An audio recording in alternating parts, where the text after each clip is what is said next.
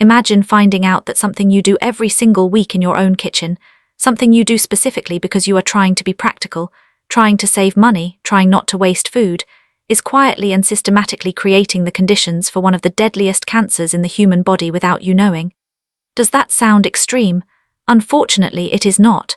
There is a habit that hundreds of millions of people repeat every week without a second thought: reheating leftovers. And the truth about what happens inside 4 very specific foods, the second time heat touches them, is something that most people will go their entire lives without ever being told. In the next few minutes, I am going to show you exactly which 4 foods are the most dangerous to reheat, what they are chemically turning into inside your body when you press that button, and why that transformation connects directly to one of the cancers with the lowest survival rates in all of modern medicine: pancreatic cancer. I am Dr. Laura, and I am going to tell you something today that I believe every single person who cooks at home deserves to know, because I have sat across from too many patients who received a devastating diagnosis and looked at me and asked, "Why did nobody warn me about this sooner? I am done staying quiet." Now here is what you need to understand before we begin. Your pancreas never warns you. It does not hurt when it is being damaged. It does not swell. It does not send you a signal while the damage is quietly accumulating over years and decades of repeated chemical insults. By the time a patient experiences the first symptom of pancreatic cancer, the back pain, the jaundice, the unexplained weight loss, the disease has typically been developing for years. And the 5-year survival rate for pancreatic cancer sits at around 12%. 12%. That is not a disease that gives you a second chance once it announces itself. It is a disease where prevention is not just the best strategy, it is the only strategy that consistently works. And some of what feeds that prevention is sitting in your refrigerator right now, waiting to be reheated for tomorrow's lunch.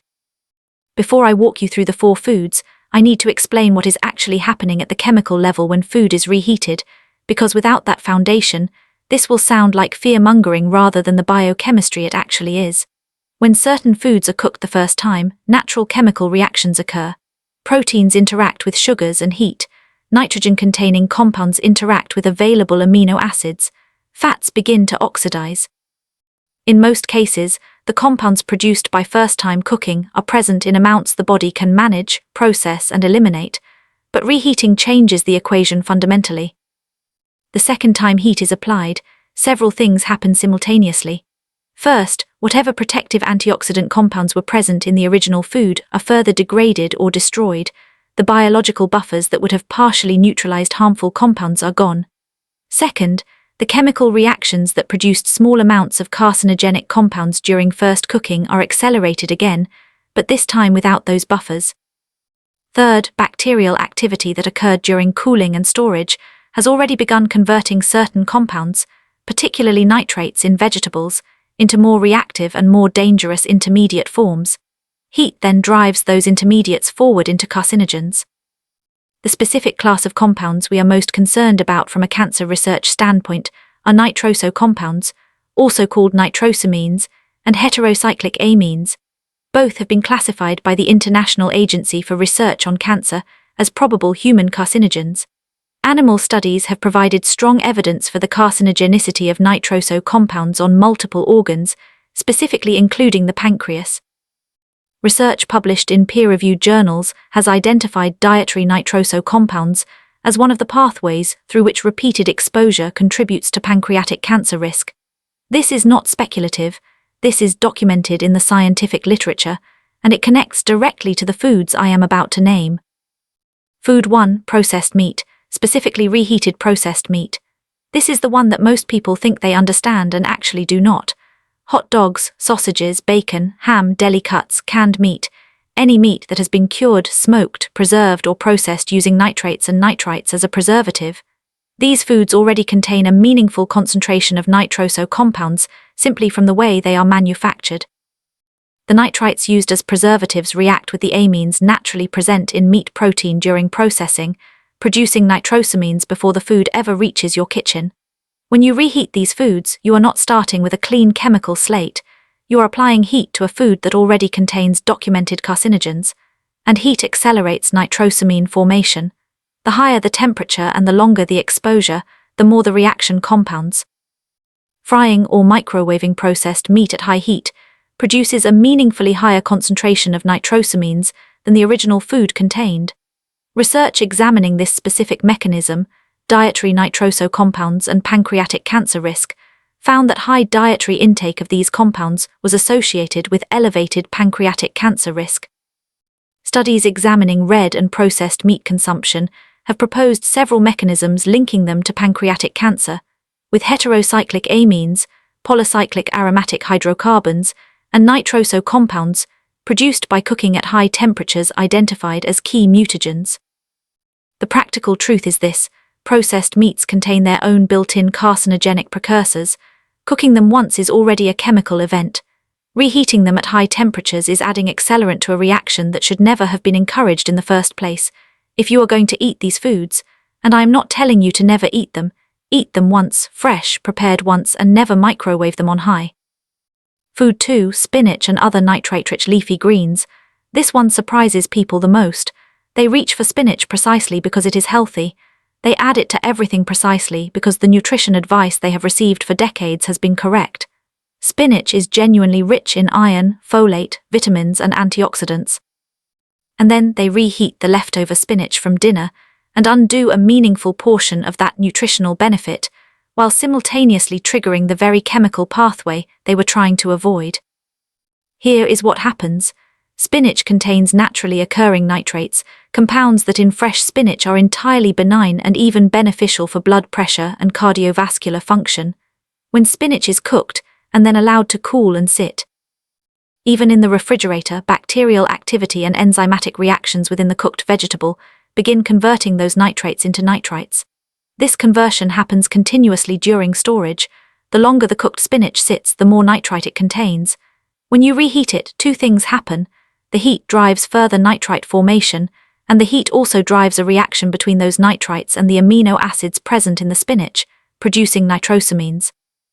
A study published in the journal Foods specifically warned against storing boiled spinach for more than 12 hours at room temperature, precisely because of this direct nitrate to nitrosamine conversion pathway. The same applies to other high-nitrate vegetables: celery, beetroot, kale, and carrots. Celery in particular contains extremely high concentrations of nitrates. When celery is cooked into soups and stews and then reheated repeatedly, as happens constantly in home cooking, each reheating cycle drives the nitrate to nitrosamine conversion. Further, the World Health Organization's International Agency for Research on Cancer confirmed that nitrosamines in food are established carcinogens linked to gastrointestinal and pancreatic cancers. The irony is precise. The vegetable you are reheating specifically because it is healthy is chemically transforming into something that works against the very protection it was supposed to provide. The safest approach is straightforward: cook spinach and leafy greens fresh, in the quantity you will eat immediately. If you have leftover cooked spinach, eat it cold in a salad the next day rather than reheating it. Cold does not drive the nitrosamine-forming reaction, heat does. If you have made it this far, you are clearly invested in this.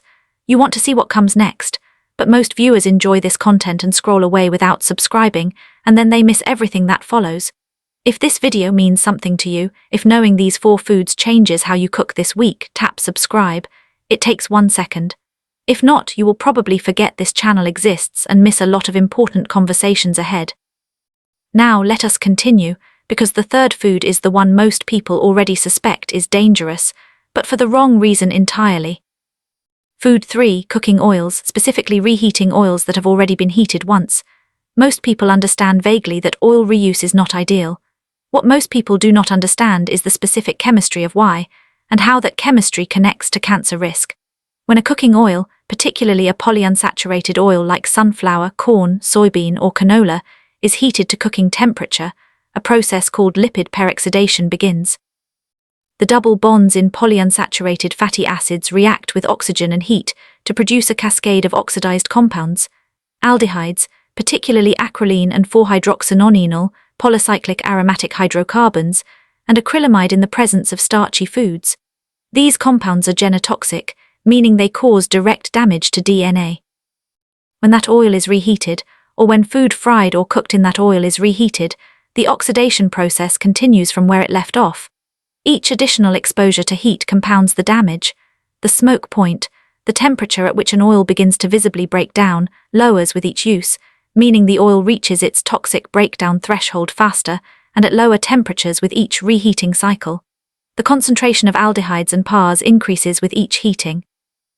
The International Agency for Research on Cancer has classified several of the primary compounds produced by repeated oil heating, including acrylamide and polycyclic aromatic hydrocarbons, as probable human carcinogens. Research examining the formation of heterocyclic amines, PARs, and acrylamide in cooked foods has found that temperature and cooking duration are the primary determinants of how much of these compounds are produced. Every time you reheat fried foods, fries, fried chicken, anything cooked in oil, you are applying additional heat to a food that was already sitting in oil that had undergone at least one prior oxidation cycle. The specific additional risk with reheating fried foods, rather than simply frying at high temperatures, is this: when fried food is reheated, particularly in a microwave, the surface temperature becomes uneven. Some areas of the food are scorched at very high temperatures, while others barely warm. The scorched areas produce the highest concentrations of all three classes of compounds, HCAs, PARs, and acrylamide, while you may not even notice the scorching because it occurs at a microscopic level that does not always produce visible browning. The safer approach: do not reheat fried foods. Eat fried foods once fresh immediately after cooking. If you must reheat, use an oven at a moderate temperature that warms the food evenly rather than scorching surface areas, and never reuse frying oil. Discard it after one use. Food 4. Rice. And this one is different from the others in a critical way. The risk from reheated rice is not primarily carcinogenic in the same direct chemical sense as the previous three foods. The risk is a bacterial toxin that is heat-resistant, meaning reheating does not destroy it, and that has documented connections to intestinal inflammation, which is itself a known risk factor for gastrointestinal cancers over long-term repeated exposure. When cooked rice is left at room temperature, and research shows this happens routinely in households that cook rice in large batches, a bacterium called Bacillus cereus, whose spores survive the original boiling process and remain dormant in the cooked grain, begins to multiply. This bacterium produces two types of toxins. One causes vomiting within hours. The second causes diarrhea and is produced specifically during the storage phase rather than after reheating. The critical point that most people do not know is this: when you reheat the rice, you kill the bacteria, but the toxins they have already produced are heat-stable and heat-resistant. They survive full microwave reheating. They survive stovetop reheating. The bacteria are gone. The toxins remain in the food. In the short term, those toxins cause nausea, vomiting, abdominal cramping, and diarrhea, unpleasant but survivable. In the long term, and this is the connection most people never hear, repeated low-level exposure to bacterial toxins from improperly stored and reheated rice contributes to chronic intestinal inflammation. Chronic inflammation of the gastrointestinal tract is one of the most extensively documented pathways to gastrointestinal cancers. Every time the intestinal lining is irritated by heat-resistant bacterial toxins, the inflammatory response leaves microscopic damage. Over years and decades of weekly exposure, that accumulated damage creates the cellular environment in which cancer can develop. This is not hypothetical. The connection between chronic intestinal inflammation and gastrointestinal cancers is one of the most replicated findings in cancer epidemiology. The protocol for rice is specific and simple. After cooking, cool rice quickly within 1 hour and refrigerate it. The rapid cooling prevents the temperature from staying in the bacterial growth range long enough for significant toxin production. Store refrigerated for no more than 24 hours. When reheating, reheat once only. Ensure it reaches steaming hot temperature throughout, not just warm in the center, and never reheat rice a second time. Cook rice in smaller quantities so there is less left over. If you routinely cook rice in large batches to save time, change that habit. The time saved is not worth the cumulative risk of weekly bacterial toxin exposure across decades. Let me bring this together, because I want you leaving this video with a clear, specific picture, not anxiety, but information. 4 foods, 4 distinct mechanisms, 1 unifying principle. Reheated processed meats produce nitrosamines, nitroso compounds that research has specifically linked to pancreatic cancer development, and that the IARC classifies as probable human carcinogens. Reheated spinach and nitrate-rich leafy greens convert their naturally occurring nitrates into nitrites, and then into nitrosamines, through a heat-driven reaction that is completely preventable by simply eating them cold or cooking them fresh. Reheated cooking oils in fried foods produce an accumulating load of aldehydes, polycyclic aromatic hydrocarbons, and acrylamide, genotoxic compounds that damage DNA directly, with each additional heating cycle compounding the previous one. And improperly stored and reheated rice delivers heat-stable bacterial toxins that survive the microwave and accumulate as chronic intestinal inflammation over years of repeated exposure. None of this requires you to change your entire diet. None of this requires you to stop enjoying food. It requires 4 specific habit changes. Never reheat processed meats at high temperature. Eat cooked spinach and leafy greens cold the following day rather than reheating them. Discard used cooking oil and never reheat fried foods. Cool rice quickly, refrigerate within 1 hour and reheat once only to steaming hot temperature. That is the practical summary. Those 4 changes, applied consistently to your weekly kitchen habits, meaningfully reduce your exposure to the specific class of compounds that researchers and oncologists connect to the cancers with the lowest survival rates. Now tell me something in the comments. Which of these 4 foods surprised you the most? Because the answer I hear from people watching this almost always tells me exactly where the biggest gap in public health education is, and that shapes every video I make after this one. Your comment matters more than you know. If this video gave you something that will genuinely change how you cook this week, share it, not for this channel, but for the person in your life who reheats their leftover sausage every morning and has never once thought about the chemistry they are eating alongside it. That share may be the most useful thing you do for their health today. Subscribe for more honest conversations about what science actually says about the food choices that matter. Next time, we are going to cover the 5 breakfast foods that are routinely marketed as healthy, and that the research increasingly suggests are doing the opposite, particularly for adults over 60. One final and important thing, everything I have shared today is based on published biochemistry, food science research, and the documented work of international cancer research organizations. This is educational information, not personal medical advice for your situation.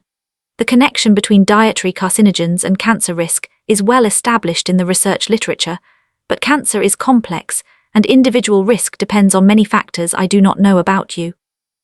If you have concerns about cancer risk or your diet, please have that conversation with your own physician who knows your history. I am Dr. Laura. Protect your health with the information your kitchen never came with.